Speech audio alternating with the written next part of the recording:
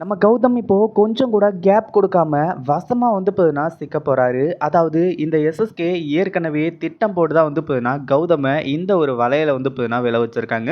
ஆரம்பத்துல நம்ம ஏசிபி இருந்துட்டு நம்ம கௌதம பத்தி ஃபோன் பண்ணி சொல்லும்போது, அவங்க கெஸ் பண்ணது மட்டும் இல்லாம, அடுத்ததா அந்த கௌதம் தான், அதாவது ஏற்கனவே இந்த எஸ்எஸ்கே இருந்துட்டு இந்த ஒரு விஷயத்த பத்தி ஏற்கனவே இவங்ககிட்ட சொல்லியிருக்காங்க அந்த ஃபைனான்சர் கிட்ட.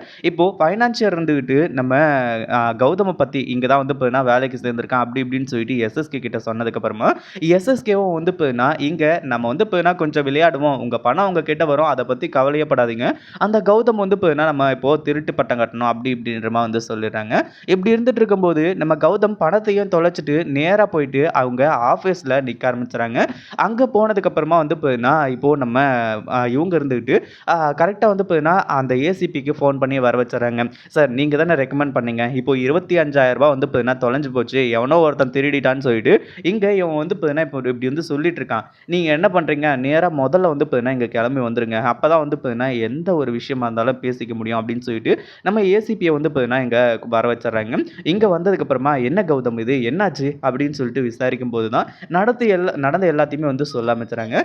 ஒரு பக்கம் இப்போ கௌதம் கிட்ட என்னடா உன் முகத்துல பவுடர் அடிச்சிட்டாங்கன்னு சொல்லிட்டு எனக்கு விபூதி அடிக்கணும்னு சொல்லிட்டு நீ நினைக்கிறியா, நான் எல்லாத்தையுமே சொல்லிட்டேன், இங்க பாருங்க சார், நீங்க சொன்னீங்க அப்படின்ற ஒரே ஒரு காரணத்தினால தான் இந்த கௌதம நான் வேலைக்கு சேர்த்தேன். வந்த அன்னைக்கே 25,000 ரூபாய் அடிச்சிருக்கான் அப்படின்னா கண்டிப்பா இவன் லேசுப்பட்ட ஆளே கிடையாது.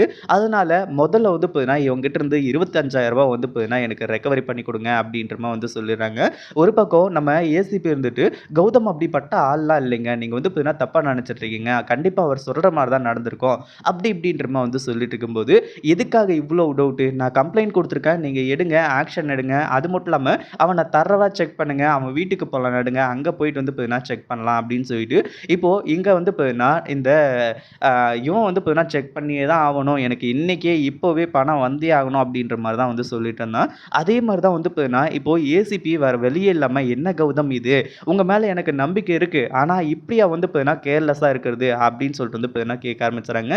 இப்படி இருந்துட்டு இருக்கும்போது அடுத்தபடியா நம்ம கௌதம கூட்டிட்டு நேரா அவங்க வீட்டுக்கே போக ஆரம்பிச்சுறாங்க. ஏற்கனவே நம்ம இலக்கியாவுக்கு ஃபோன் பண்ணி இந்த மாதிரி தான் ஈவினிங் உனக்கு ஒரு சர்ப்ரைஸ் இருக்கு அப்படின்ற மாதிரி சொல்லிட்டு இருந்தாங்க. நம்ம இலக்கியாவும் வீட்டுக்கு வெயிட் பண்ணிட்டு இருக்காங்க, சர்ப்ரைஸ் கொடுப்பாங்க சர்ப்ரைஸ் கொடுப்பானுங்கன்னு சொல்லிட்டு. ஆனா வீட்டுக்கு வந்த இலக்கியாவுக்கு பயங்கரமான அதிர்ச்சியை காத்துக்கிட்டு இருக்கு.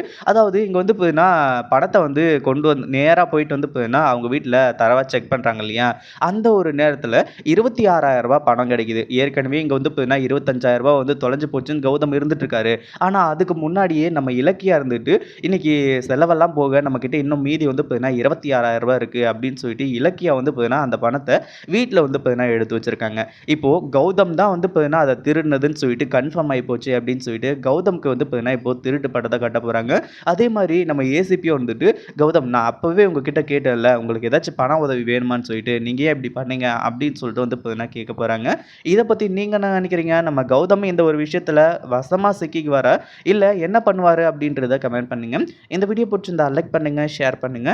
இப்பதான் நம்ம சேனலுக்கு ஃபர்ஸ்ட் டைம் வரீங்க அப்படின்னா சப்ஸ்கிரைப் பண்ணிக்கோங்க.